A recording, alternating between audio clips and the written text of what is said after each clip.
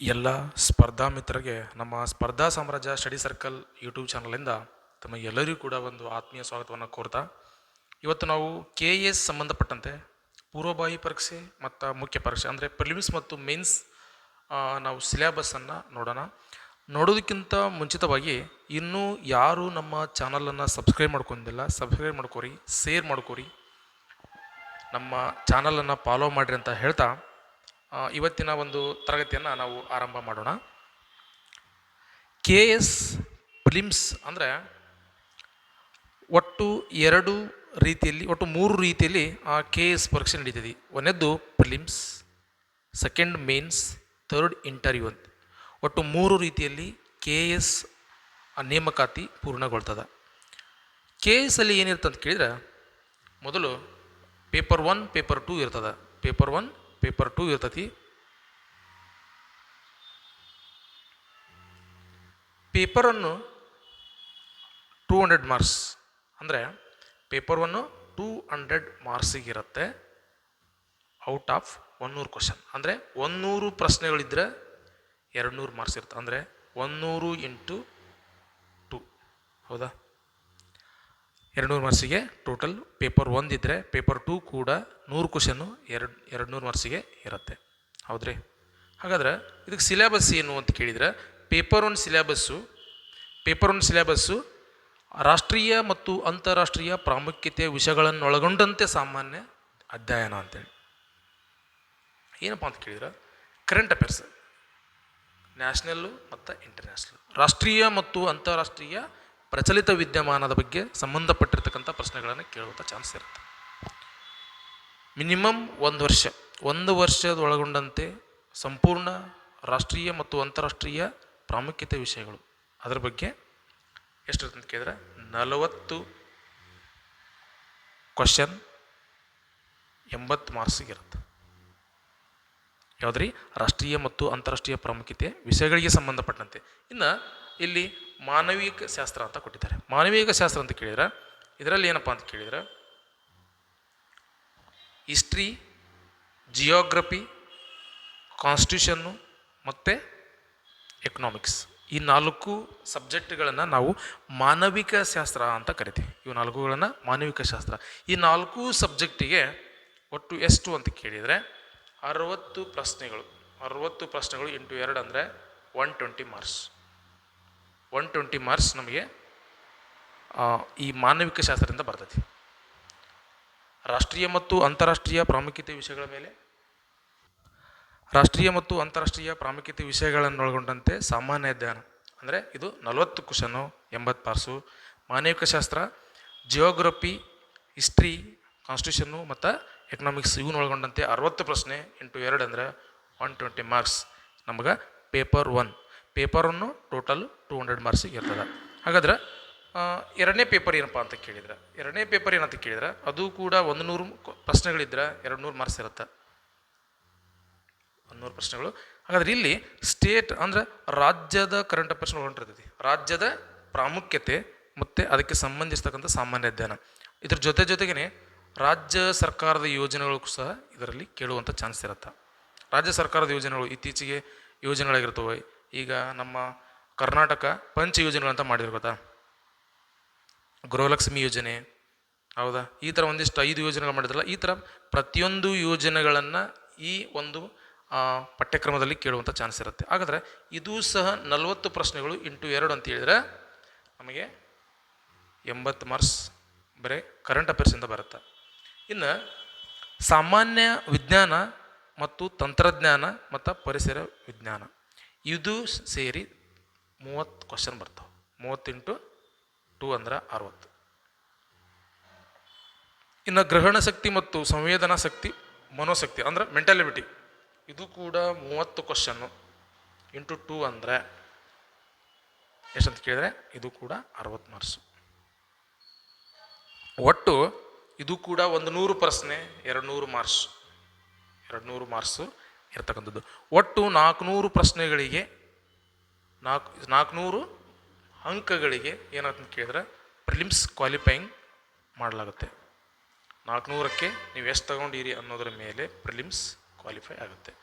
400ಕ್ಕೆ ಎಷ್ಟು ತೊಗೊಂಡ್ರಿ ಅನ್ನೋದ್ರ ಮೇಲೆ ಪ್ರಿಲಿಮ್ಸ್ ಕ್ವಾಲಿಫೈ ಆಗುತ್ತೆ. ಪ್ರಿಲಿಮ್ಸ್ ಕ್ವಾಲಿಫೈ ಆದ ನಂತರ ನಮಗೆ ಏನಂತ ಕೇಳಿದ್ರೆ ಮೀನ್ಸ್ ಅಂದ್ರೆ ಮುಖ್ಯ ಪರೀಕ್ಷೆಗಳಿಗೆ ಏನಂತ ಕೇಳಿದ್ರೆ ಆಯ್ಕೆ ಆಗ್ತಾರೆ. ಮುಖ್ಯ ಪರೀಕ್ಷೆಯಲ್ಲಿ ಮತ್ತೆ ನಮಗೆ ಏನಂತ ಕೇಳಿದ್ರೆ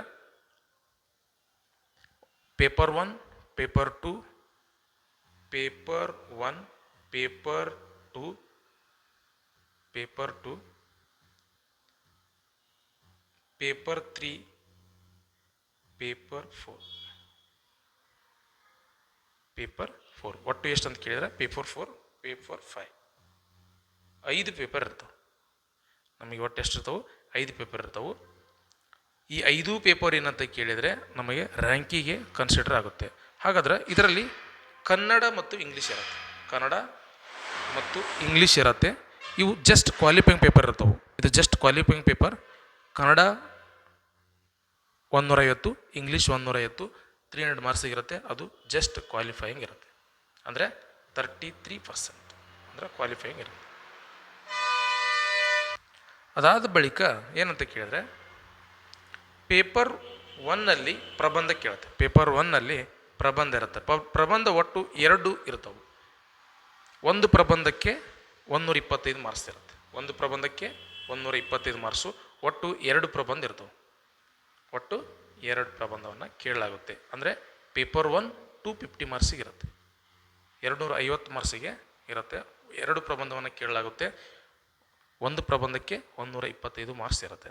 ರಾಷ್ಟ್ರೀಯ ಮತ್ತು ಅಂತಾರಾಷ್ಟ್ರೀಯ ಮಹತ್ವದ ವಿಷಯದ ಮೇಲೆ ಪ್ರಬಂಧ 1 ಕೇಳಿದ್ರೆ, ಎರಡನೇದ್ದು ರಾಜ್ಯ ಮತ್ತು ಸ್ಥಳೀಯ ಮಹತ್ವದ ವಿಷಯದ ಮೇಲೆ ಮತ್ತೊಂದು ಪ್ರಬಂಧವನ್ನು ಕೇಳುತ್ತೆ. ಒಟ್ಟು 2 ಪ್ರಬಂಧವನ್ನು ನಾವು ಬರಿಬೇಕಾಗುತ್ತೆ. ಅಂದರೆ ಒಟ್ಟು 4 ಪ್ರಬಂಧವನ್ನು ಕೊಟ್ಟಿರ್ತಾರೆ. ಆ 4ರಲ್ಲಿ 1 ಬರಿಬೇಕು. ನೆಕ್ಸ್ಟು ರಾಜ್ಯ ಮತ್ತು ಸ್ಥಳೀಯ ಅದರಲ್ಲಿ ಕೂಡ ಏನು ಕೇಳಿದ್ರೆ 4 ಪ್ರಬಂಧ ಕೊಟ್ಟಿರ್ತಾರೆ. ನಾವು ಅದರಲ್ಲಿ 1 ಪ್ರಬಂಧವನ್ನು ಆಯ್ಕೆ ಮಾಡಿಕೊಂಡು ಬರಿಬೇಕು. ಇದು ಪೇಪರ್ 1ಗೆ ಸಂಬಂಧಪಟ್ಟಿರ್ತಕ್ಕಂಥದ್ದು. ಪೇಪರ್ 1ಗೆ ಸಂಬಂಧಪಟ್ಟಿರ್ತದೆ. ಪೇಪರ್ 1 ಅಂತ ಕೇಳಿದ್ರೆ ಅದರಲ್ಲಿ ಎಸ್ಐ ಇರುತ್ತೆ. ಎಸ್ಐ ಏನಂತ ಕೇಳಿದ್ರೆ ಅದು ಕೂಡ 250 ಮಾರ್ಕ್ಸಿಗೆ ಇರುತ್ತೆ.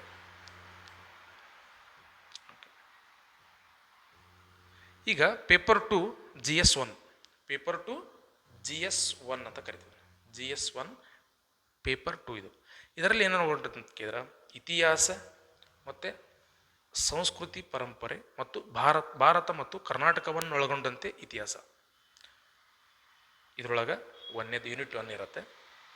ಇನ್ನು ಯೂನಿಟ್ 2 ಏನಿರುತ್ತೆ ಅಂತ ಕೇಳಿದ್ರೆ ಸಾಮಾಜಿಕ ಮತ್ತು ರಾಜಕೀಯ ದೃಷ್ಟಿಕೋನ. ಇನ್ನು ಯೂನಿಟ್ 3 ಏನಂತಂದ್ರೆ ಭಾರತದ ಅರ್ಥವ್ಯವಸ್ಥೆ ಅಂದರೆ ಎಕನಾಮಿಕ್ಸ್. ಅದರೊಳಗೆ ಏನೇನು ಕೇಳ್ತಾರೆ ಅಂತ ಕೇಳಿದರೆ ಯೋಜನೆಯನ್ನು ಕೇಳಲಾಗುತ್ತೆ. ಗ್ರಾಮೀಣಾಭಿವೃದ್ಧಿ, ದತ್ತಾಂಶ ಸಂಗ್ರಹಣೆ ಮತ್ತು ವಿಶ್ಲೇಷಣೆ, ಅದರ ಅರ್ಥವಿವರಣೆಯನ್ನು ಕೇಳತ್ತೆ. ಇದು GS1. GS2ಗೆ ಹೋಗೋದಾದರೆ GS2 paper 3. GS2 paper 3 ಇದು ಪೇಪರ್ 3 ಇದು.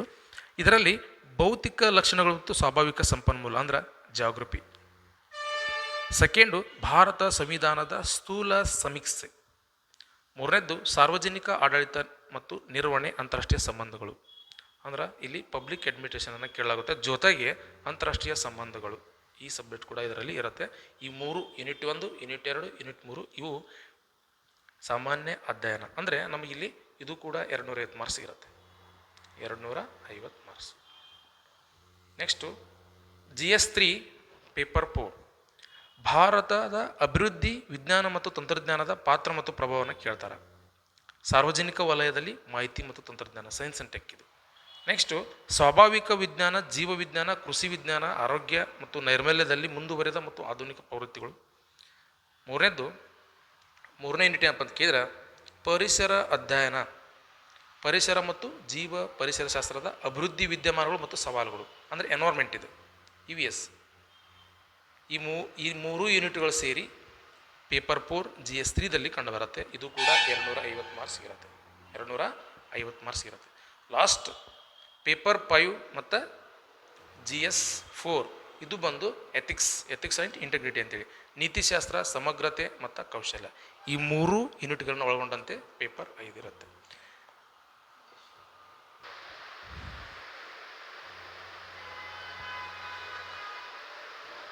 ಈ ಮೊದಲು ಏನಿತ್ತು ಅಂತ ಕೇಳಿದರೆ ಆಪ್ಷನಲ್ ಸಬ್ಜೆಕ್ಟ್ ಇತ್ತು. ಆಪ್ಷನಲ್ ಇತ್ತು. ಈಗ ಏನಾಯ್ತು ಅಂತ ಕೇಳಿದ್ರೆ ಆಪ್ಷನಲನ್ನು ತೆಗೆಯಲಾಗಿದೆ. ಮೊದಲೇನಿತ್ತು ಆಪ್ಷನಲ್ ಇತ್ತು, ನಂತರ ಆಪ್ಷನಲ್ ಸಬ್ಜೆಕ್ಟನ್ನು ತೆಗೆದುಹಾಕಲಾಗಿದೆ. ಹಾಗಾಗಿ ಇಷ್ಟು ಸಬ್ಜೆಕ್ಟ್ಗಳು ನಮಗೇನಾಯ್ತು ಅಂತ ಇರ್ತಾವೆ. ಹಾಗಾಗಿ ಈಗಲಿಂದ KS ಕನ್ಫರ್ಮ್ ಆಗುತ್ತೆ. ಈಗಲಿಂದ ನೀವು ಓದುವುದು ತುಂಬ ಸೂಕ್ತ. ಹೌದ್ರೆ, KS ಓದೋದು ತುಂಬ ಸೂಕ್ತ. ಪ್ರಿಲಿಮ್ಸ್ ಮತ್ತು ಮೇನ್ಸ್ ಕಂಬೈಂಡ್ ಆಗಿ ಇವಾಗಲಿಂದ ಓದಿದರೆ ಪ್ರಿಲಿಮ್ಸ್ ಹತ್ರ ಇದ್ದಾಗ ಸೊ ಓನ್ಲಿ ಪ್ರಿಲಿಮ್ಸನ್ನು ಓದ್ಬೋದು.